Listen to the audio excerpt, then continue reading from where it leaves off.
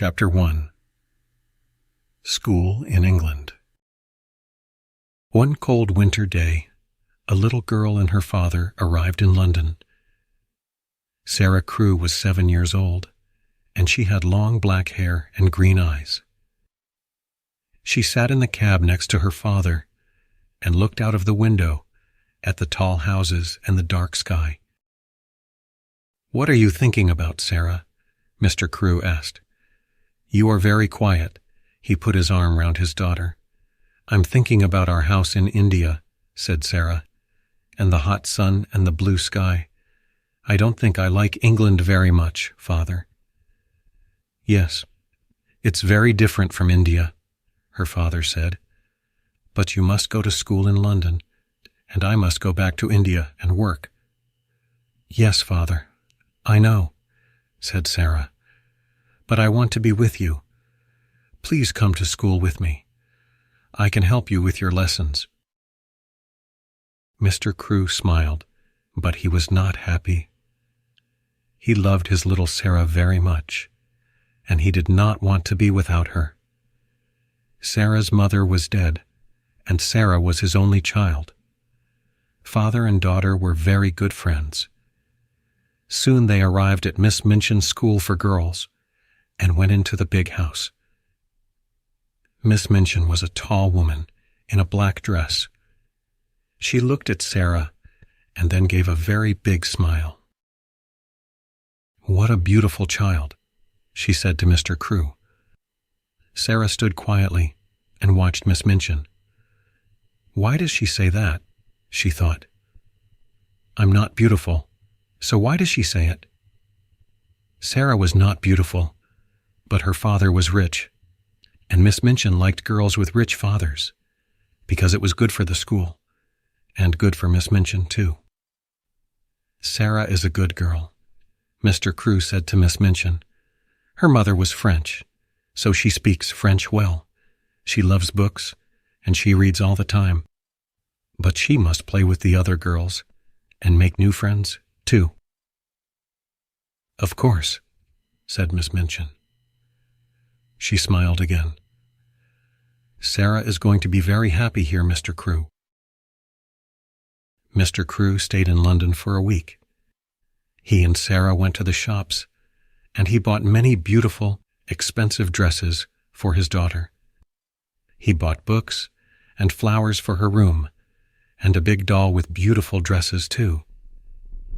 Miss Minchin smiled, but she said to her sister Amelia, "All that money on dresses for a child of 7.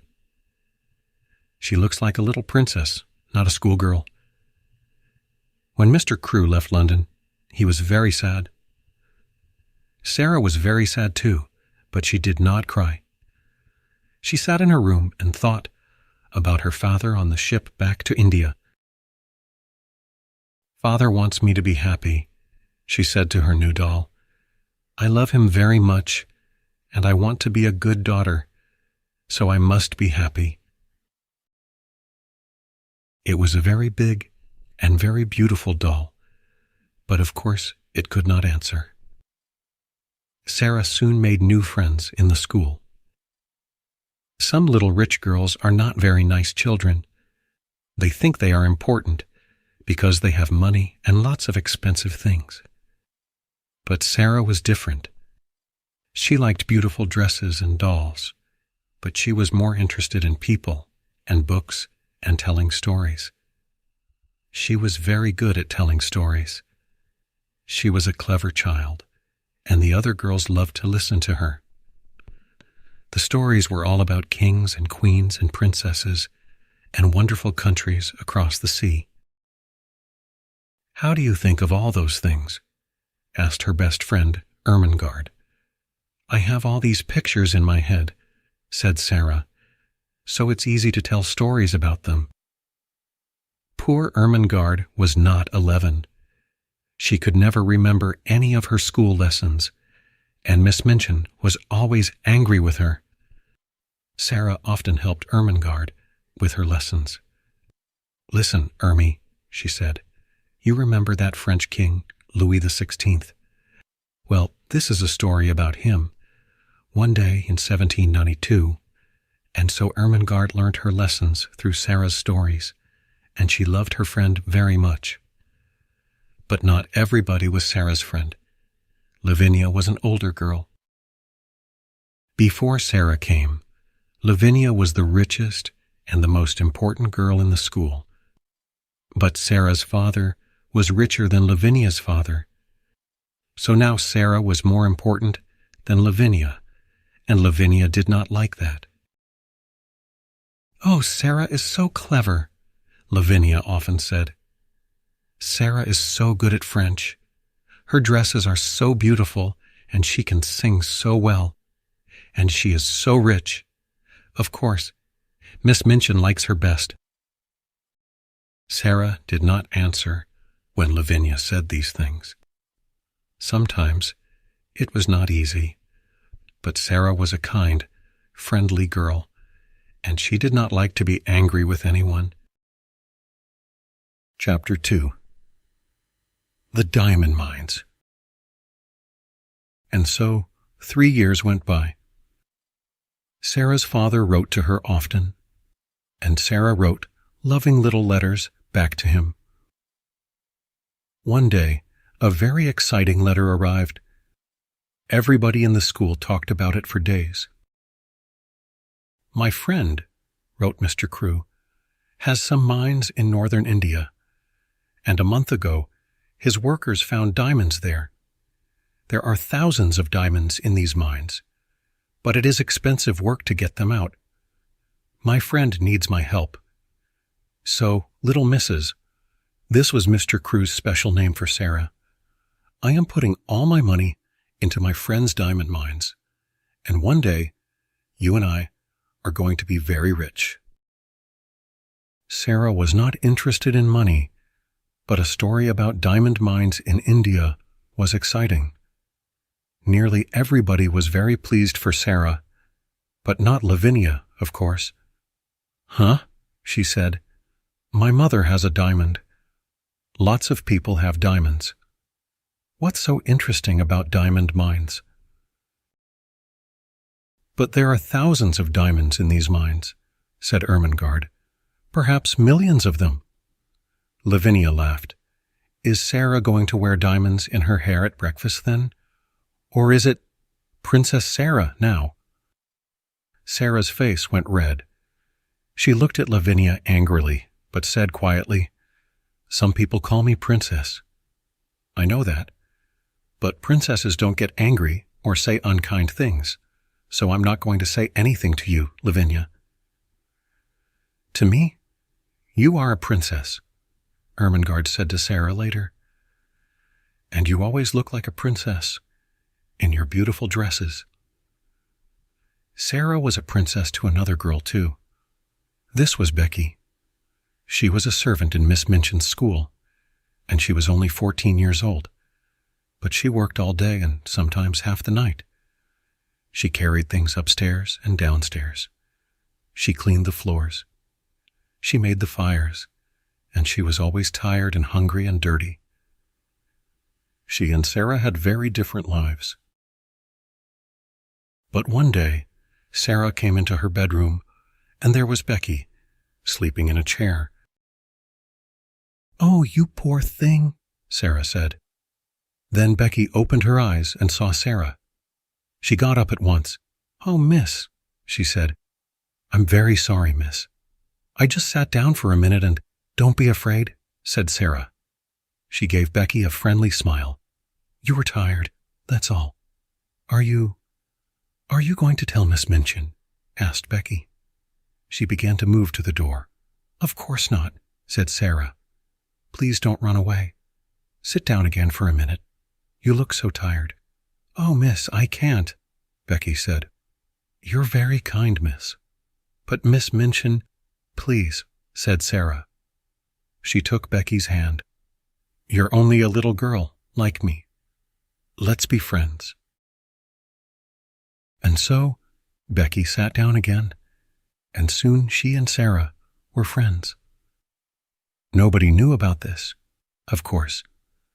Rich little girls at Miss Minchin's school did not make friends with servant girls, and it was a wonderful thing for Becky. Nearly every day she and Sarah met in Sarah's bedroom, just for 5 or 10 minutes. Becky was always hungry, and Sarah often bought nice things for her to eat. They sat and talked, and sometimes Sarah told Becky some of her stories. Becky loved that. "Oh, miss," she said, "you tell them so beautifully. Sometimes I like your stories better than things to eat." And after those visits to Sarah's room, Becky always felt better, not so tired and not so hungry. Some months later, Sarah had her 11th birthday. Lessons stopped for the afternoon, and there was a big party for all the girls in the school. "This party is expensive for us," Miss Minchin said to her sister Amelia, "but it looks good for the school." That afternoon, there was a visitor to the school, Miss Minchin's lawyer. He went with Miss Minchin into her office, and they closed the door. In the schoolroom next door, there was a lot of noise from Sarah's party. Everybody in there was very happy, but in the office, Miss Minchin was not happy. She looked at the lawyer angrily. "What are you saying? Mr. Crewe has no money? What about the diamond mines?" "There are no diamond mines," said the lawyer. "Well, there are mines, but there are no diamonds in them." "But Mr. Crewe's good friend," began Miss Minchin. "Mr. Crewe's good friend," said the lawyer, "ran away with all Mr. Crewe's money. Ralph Crewe was ill with a fever, and when he heard about this, he got worse. A week later, he was dead." "Dead?" cried Miss Minchin. "But what about his daughter Sarah? And this expensive birthday party?" "Sarah Crewe has no money," said the lawyer. "Not a penny in the world, Miss Minchin. Not a penny." "She must leave my school at once," Miss Minchin said angrily. "She must go this afternoon." "Where?" said the lawyer. "Out into the streets? An 11-year-old girl.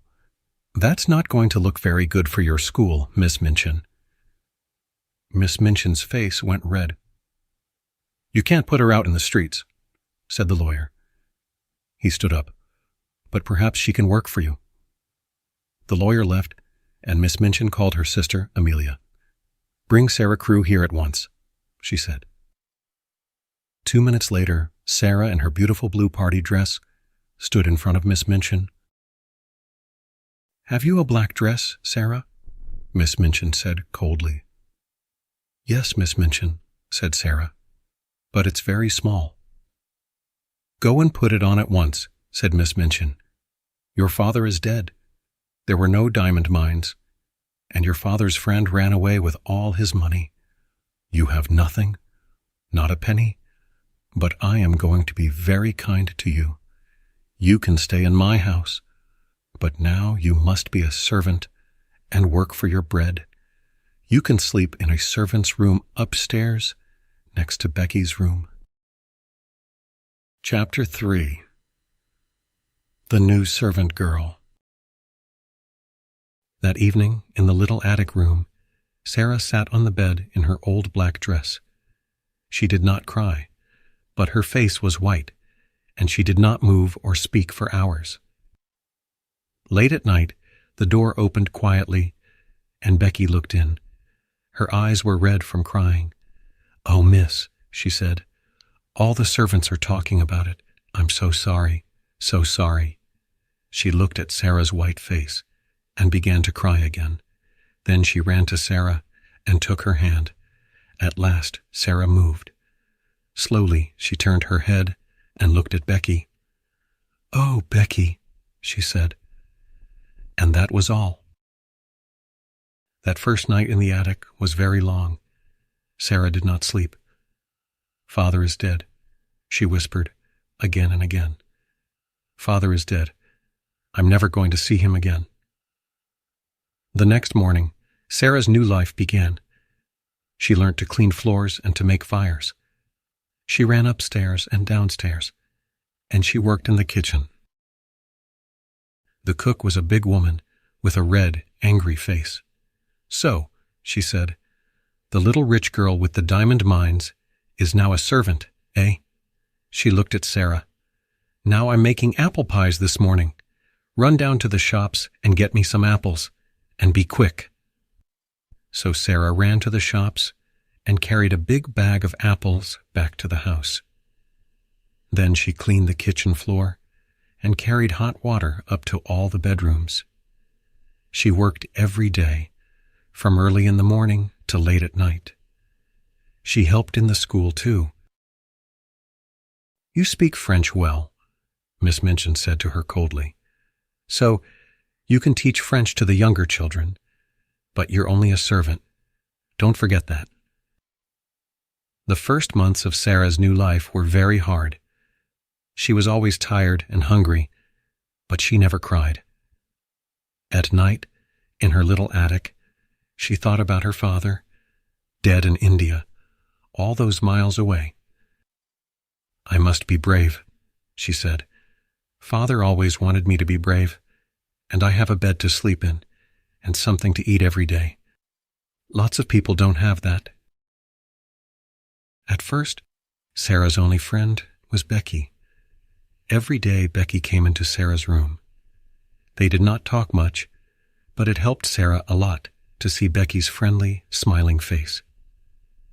The girls in the school were sorry for Sarah, but Sarah was a servant now, and they could not be friendly with a servant. Lavinia, of course, was pleased. "I never liked Sarah Crewe," she told her friends, "and I was right about the diamonds. There weren't any." Ermengarde was very unhappy. When she saw Sarah in the school, Sarah walked past her and did not speak. Poor Ermengarde loved Sarah and wanted to be friendly, but she was not clever and she did not understand. One morning, very early, she got quietly out of bed, went upstairs to the attics, and opened Sarah's door. "Ermengarde," Sarah said, "what are you doing here?" Ermengarde began to cry. "Oh, Sarah, please tell me. What is the matter? Why don't you like me now?" "I do like you," Sarah said. "Of course I do. But you see, everything is different now. Miss Minchin does not want to talk to the girls. Most of them don't want to talk to me. And I thought, perhaps, you didn't want to—" "But I'm your friend," cried Ermengarde. "I'm always going to be your friend, and nobody can stop me." Sarah took Ermengarde's hands. She suddenly felt very happy. Perhaps she cried a little too. Who can say? There was only one chair, so the two friends sat on the bed. Ermengarde looked round the attic. "Oh, Sarah, how can you live in this room? It's so cold and dirty." "It's not so bad," said Sarah. "And I've got lots of friends. There's Becky in the next room, and come and see."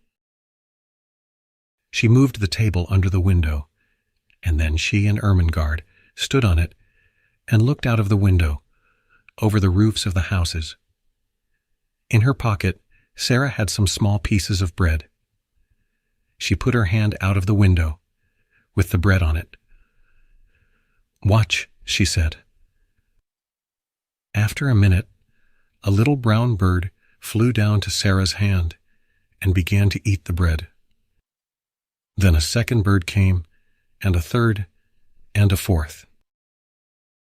"Oh, Sarah, how wonderful," said Ermengarde. "They know I'm their friend," said Sarah, "so they're not afraid. Sometimes they come into the room too." Ermengarde looked across the roof to the next attic window. "Who lives in that house?" she asked. "Nobody," said Sarah sadly. "So I never see anybody at that window, and I can only talk to the birds." But one night, 2 or 3 weeks later, Becky came into Sarah's room. She was very excited. "Oh, miss," she said, "an Indian gentleman is moving into the house next door." Well, he's English, but he lived in India for years and years. And now he's going to live next door. He's very rich, and he's ill. Something bad happened to him, but I don't know what." Sarah laughed. "How do you know all this?" she said. "Well, miss, you know the Carmichael family across the street?" Becky said. "I'm friendly with their kitchen girl, and she told me. Mr. Carmichael is the Indian gentleman's lawyer, so they know all about him." Chapter 4. Ram Dass and the Monkey. Every morning, when Sarah gave the birds their bread, she looked across to the attic window next door.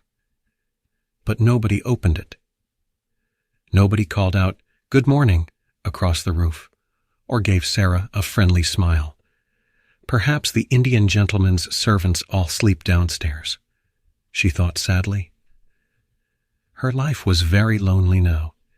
She saw Becky every day, of course, but they did not have much time for talking. The cook and the other servants were not friendly. Sometimes at night, Ermengarde came up to Sarah's room, but it was not easy for her to come often. Then, one evening, Sarah was in her attic when she heard a noise on the roof. She looked up, and there, at the open window, was a small monkey. "Oh, you dear little thing," cried Sarah. At once, the monkey jumped down and began to run round the room. Sarah laughed. She got up on the table and looked out of her window, and at the next window she saw a face, the smiling face of an Indian Lascar. "Oh," cried Sarah, "have you got a monkey? He's in my room." The Lascar's name was Ram Dass, and yes, it was his monkey. He gave Sarah a big smile. "I'm so sorry," he said. "Can I come and get him?" "Oh, yes, please," said Sarah. "I think he's afraid of me, and he runs so fast. But can you get across the roof?" Yes, Ram Dass could, and a minute later he was in Sarah's room. Soon the monkey jumped into his arms, and Ram Dass thanked Sarah again and again. Then he went away, across the roof, back into the house next door.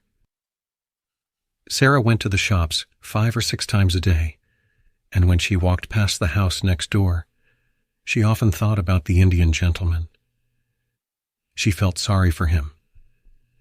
He had no wife or family, and the doctor visited the house every day. Mr. Carmichael, the lawyer, often visited too, and sometimes the Carmichael children went with him. Sarah was pleased about that. It's nice to see friendly faces when you are ill, she thought. The Indian gentleman thought that too. He liked children very much, but he was a very unhappy man. Mr. Carmichael was his friend, and he talked to him a lot. But they talked about only one thing. "I must find the child," said the Indian gentleman. His name was Mr. Carrisford. "I must find her and take care of her. But where is she? Here I am, with all this money from the diamond mines, and half of it is Ralph Crewe's money. Oh, Carmichael, why did I leave my friend and run away when things looked bad? Why?" "You ran away because you were ill with a fever," said Mr. Carmichael. "It nearly killed you, remember?" "And it did kill poor Ralph," said Mr. Carrisford. "He put all his money into the mines because I was his friend. But at first, we didn't find any diamonds, and all Ralph's money was gone. I was afraid to tell him, so I ran away. And later, when we did find diamonds, Ralph was dead." He laughed, angrily. "What a brave Freon I was." "It's not easy to be brave," Mr. Carmichael said quietly, "when you're ill with a fever." Mr. Carrisford looked into the fire. "Ram Dass tells me," he said, "about a little servant girl next door. The monkey ran away, and Ram Dass went across the roof to get him back from her room. The poor child sleeps in a cold, dirty attic and works about 16 hours a day. Is Ralph's daughter living like that? I can't stop thinking about it. We're going to find her one day, said Mr. Carmichael. But how? Said Mr. Carrisford. He put his head in his hands. I never saw her. I don't know her name. Ralph always called her his little missus. We talked all the time about the mines. He never told me the name of her school. Her mother was French. So did he take her to a school in France? Or was it in England? Well, we know there was a child at a school in Paris, said Mr. Carmichael, with the name of Carew, or Crew. Her father died suddenly, and a Russian family took her away with them, because she was a friend of their daughter. Perhaps this girl is Ralph Crew's child. Next week, I'm going to Moscow to look for her. I want to go with you, but I'm not well, said Mr. Carrisford. I must find her, Carmichael. I must. Every night, in my dreams, I see Ralph Crew's face, and he says, Tom, Tom, where is my little missus? And I have no answer for him. Mr. Carrisford took his friend's hand. Help me to find her. Help me. Winter came, with its short, dark days, and the attic rooms were very cold. There were no fires for servant girls, and often Sarah and Becky could not sleep because of the cold. Sarah was taller now, and her old black dress was very short. Her shoes were old, and she had no warm coat for the winter weather. She was thin, too. She did not get very much to eat, and she was always hungry. She carried big baskets of shopping through the rain and the snow. One day, she found a sixpence in the snow, and she bought some hot new bread with it. Then she saw a child by the door of the shop. The child had no shoes and no coat, and her thin face was blue with cold. She is hungrier than I am, thought Sarah, and she gave her hot new bread to the child. When she got back to the school, Miss Minchin was angry. Cook is waiting for you, Sarah. Why are you late? I can't walk quickly through the snow, said Sarah. My shoes are old, Miss Minchin, and my feet get very cold. Miss Minchin did not like to hear this. Don't speak to me like that, she said. I am kind to you. I'm giving you a home, but you never say thank you to me. Sarah looked at her. You are not kind, she said quietly, and this is not a home. Go to your room at once, said Miss Minchin. On the stairs, Sarah met Lavinia. Lavinia looked at her and gave a little laugh. Oh, here's Princess Sarah, she said, in her old dress and her dirty shoes. In the attic, Sarah sat down on the chair by her table. I must be brave, she whispered. A princess is always brave, so I must be too. But it's not easy. She put her head down on her arms. Oh, Father, do you remember your little missus? Can you see me now? And in the house next door, Mr. Carrisford sat by a warm fire. Moscow is a long way from London, and he could only wait. But he thought about Ralph Crew's child every day. He thought about other children, too. Ram Dass, he said, how is that poor little servant girl next door? Can we do something for her? I see her in the street every day, said Ram Dass. Out on the rain, in the snow. She looks thin and hungry. But we can help her. I can easily get in through her attic window. Listen. And he talked for some minutes. Mr. Carrisford smiled. Yes, he said to Ram Dass. Yes, I like it. Let's do it. Chapter 5. The Magic. One night, a week later, Ermengarde got quietly out of bed and went upstairs to the attic. Sarah was not there, so Ermengarde sat on the bed and waited. At 10 o'clock, Sarah came slowly up the stairs and into the room. Ermengarde looked at her. "Oh, Sarah," she cried, "are you ill? Your face is white, and you look so tired." "It was a hard day, Ermy," said Sarah. She sat down. Miss Minchin was angry with Cook. Then Cook was angry with us. Becky and I had no dinner and no tea. "Does that happen often?" said Ermengarde unhappily. "You never told me. Are you hungry now?" Sarah looked at her. "Yes," she whispered. "Yes, I am. I would like to eat that table. I would like to eat you." Ermengarde jumped up. "Sarah," she cried, "I had a box of things from home today. There is a big cake in it. I am going to get it. Now. You and Becky can eat it all." Soon Ermengarde was back. The three girls sat on Sarah's bed, and there were some happy smiles when Ermengarde opened her box and took out the cake. "Oh, miss, look at that," said Becky. "You are kind, Ermy," said Sarah. She laughed. "It's magic, you know. When things are very bad, something nice always happens. Here we are, having a party." Ermengarde gave Sarah and Becky some cake, and they began to eat. Suddenly they stopped. There was a noise of feet on the stairs. They listened. "Oh, no," whispered Becky. It's Miss Minchin." "Yes," said Sarah. Her face was white again. Then the door opened, and Miss Minchin came in. "So, Lavinia was right," she said angrily. "Tea with Princess Sarah. Becky, get back to your attic at once." "Oh, please, Miss Minchin," cried Ermengarde. "It was my cake, from home. We're only having a party." "Go back to your room, Ermengarde," Miss Minchin said coldly, "and take these things with you. And tomorrow," she looked at Sarah, "there's no breakfast, no dinner, and no tea for you. Remember that." Soon the attics were quiet again. Tired and hungry, the two servant girls went to sleep. But after an hour or two, Sarah opened her eyes. Was it a noise from the window, perhaps? "Something is different," Sarah whispered. "What is it?"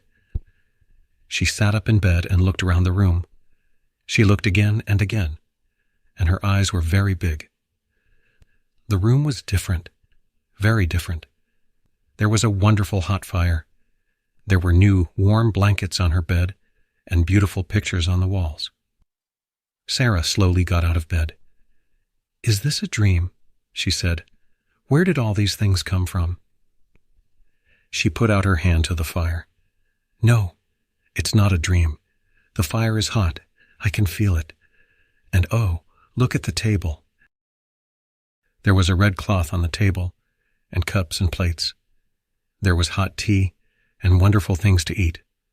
Hot meat pies and sandwiches and cake, oranges and apples. Sarah ran to Becky's room. "Becky," she whispered, "come quickly. The magic is here again. Come and look." When Becky saw the room, she could not speak at first. Then she said, "Oh, miss, what is it? How did all these things get here?" "I don't know," said Sarah. "It's magic. At first I thought it was a dream, but it is not. Look, these pies are hot. Let's eat them. Hot meat pies aren't a dream." They sat down by the fire and ate and drank. "Oh, those pies were good, miss," Becky said. "And the tea and the cake. I don't understand magic, but I like it." Sarah looked round the room. "Oh, Becky, look. There are some books, too. I didn't see them before." She ran to look at them and opened the top book. "There's some writing here. Listen. It says, 'To the little girl in the attic. From a friend.' Oh, Becky." Sarah closed the book and looked up. I have a friend, Becky, she said slowly. Someone is my friend. The next morning, Becky met Sarah in the kitchen. Oh, miss, she whispered. Was the magic there this morning? Or did it go away in the night? No, it's still there, Sarah whispered back. I ate some cold meat pie for breakfast, and the fire was still warm. Becky laughed happily. Oh my, she said. Miss Minchin could not understand it. When Sarah came into the schoolroom, she looked happy and well. Miss Minchin wanted to see a white, unhappy face and eyes red from crying. How can that child smile? She thought angrily. But of course, she did not know about the magic, and the magic did not go away. Every evening when Sarah went up to bed, she found new things in the attic. There were more warm blankets, for her and for Becky. There were pictures on the walls. There were books, new shoes, and a winter coat. And best of all, there was always a fire and a wonderful hot dinner on the table. But where does it all come from? Becky said one night when they sat by the fire. Who does it, miss? A friend does it, Sarah said. A kind, wonderful friend. But he doesn't want us to know his name. They began to look at one of the new books, and then Becky looked up. Oh, miss, she whispered, there's something at the window. What is it? Sarah got up to look. It's the monkey, she said, the monkey from next door. She opened the window, and the monkey jumped down into her arms. Oh, you poor little thing, Sarah said. You're so cold. Becky was very interested. I never saw a monkey before, she said. He's not very beautiful, miss. What are you going to do with him? It's very late now, said Sarah. He can stay in my room tonight, and I can take him home in the morning. Chapter 6. Lost and Found. The next morning, the first visitor to the house next door was Mr. Carmichael, back from Russia.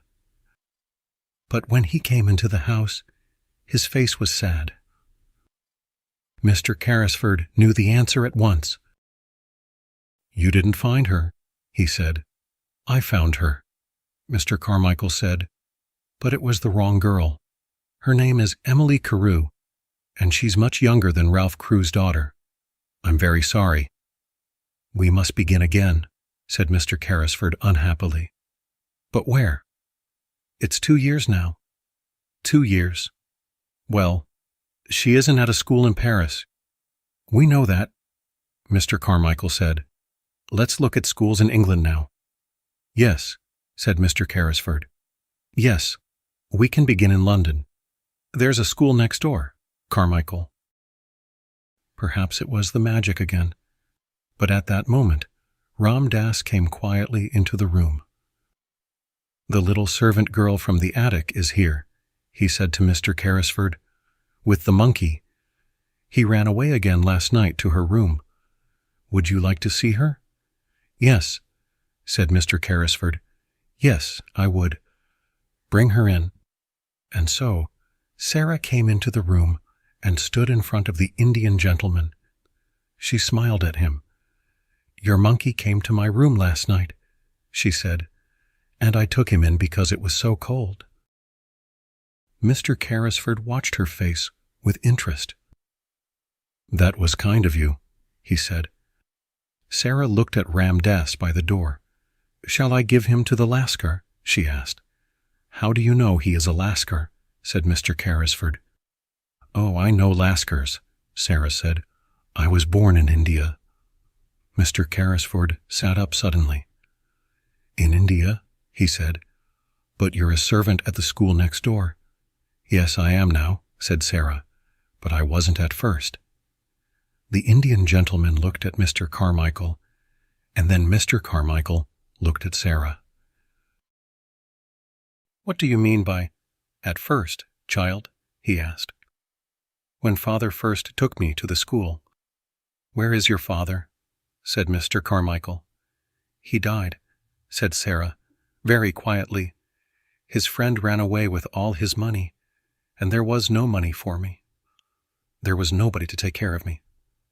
So Miss Minchin put me in the attic and said I must work for my bread." The Indian gentleman moved in his chair.